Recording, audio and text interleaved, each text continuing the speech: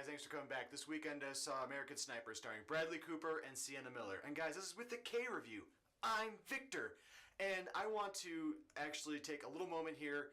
I don't want to get into a lot of the political things that have been happening with this movie lately. I want to keep this strictly a movie review because I'm just a guy who reviews movies. I'm not political. I'm not anything like that.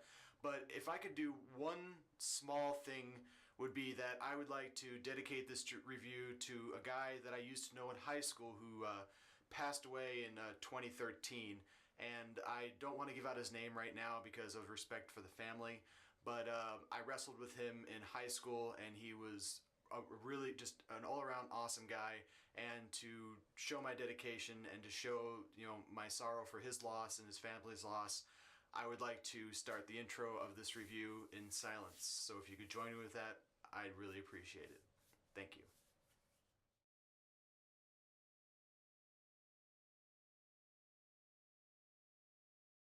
So when I first started seeing trailers for this movie, I was like, is this going to be the movie that, Clint Eastwood comes back to his original storytelling form and that we're going to get a drama-centered type of thing in like Jersey Boys, which was more of taking the stage show and then transferring it over to the big screen, which, again, not many people liked, but it was something different for Clint Eastwood, and that's a good thing. And with American Sniper, Clint Eastwood does come back to his original storytelling form. Like Gran Torino and Million Dollar Baby, he really does have a very focused view in this movie of Chris Kyle, who went through 4 tours as a sniper. And I think what's going to be really tough in this review is going to be telling you guys like there was a ton of characters in this movie and that it focused on everybody.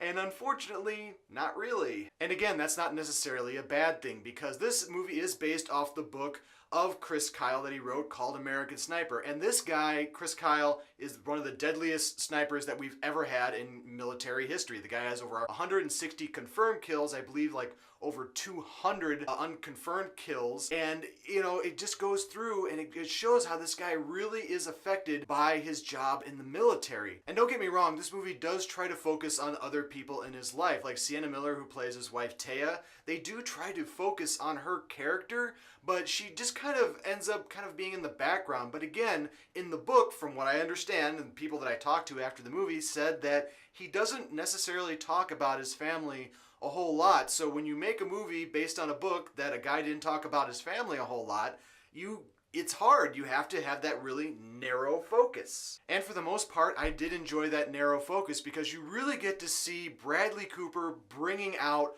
more of his acting talent. Like there's been in the past where I didn't really enjoy Bradley Cooper, like the A-Team, and even with the Hangover movies, he was just kind of playing himself. Even in Limitless, he was just kind of playing himself. I just didn't see him as a real actor really until like Silver Linings Playbook and American Hustle, where he actually did start to bring out more of his acting ability. And in this movie, he does a great job. I believe he gained over like 60 pounds of pure muscle to actually play this role, and he looks completely different. Like, I saw him on the screen, and for a second, I thought, like, he's like the size of Bane, really, in the Batman series. Well, that's really weird now. I'm comparing Batman to this movie, but it had to happen eventually. And in this role as Chris Kyle, I have gained a lot of respect for Bradley Cooper as an actor because he's really gone outside of his norm and he's done something completely different. And Clint Eastwood as a director of this movie does do a really good job. There are a lot of points in the movie where I feel like there was some weird CG work that was done and some of the shots were kind of weird. Some of the shots were incredibly beautiful, but there were just some parts, and that's being really picky on my part to say like, there was bad CG or anything like that. But this movie actually does a really good job of showing Chris Kyle. And again, I think this is going to be the one part of the movie where people are going to have a little bit of a problem relating to this movie because since the movie's so focused on Kyle and not really anybody else, you kind of see everybody, I guess, around him as like a caricature of somebody you would think of who is in the army. Somebody's like, I like guns, I like to shoot people, all stuff like that. That was really bad, I apologize.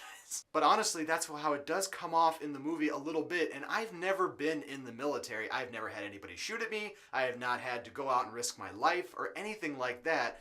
these guys may have acted like that out there. I don't know. They are basing it off the books. So I, as a reviewer, I can't say, oh wow, they're acting like total jerks. And there's a lot of scenes in this movie that are really, really impactful. Like, you really start to feel how he went through each of his tours, and each time he comes back, he feels like less of a person. He starts to become detached from everybody around him.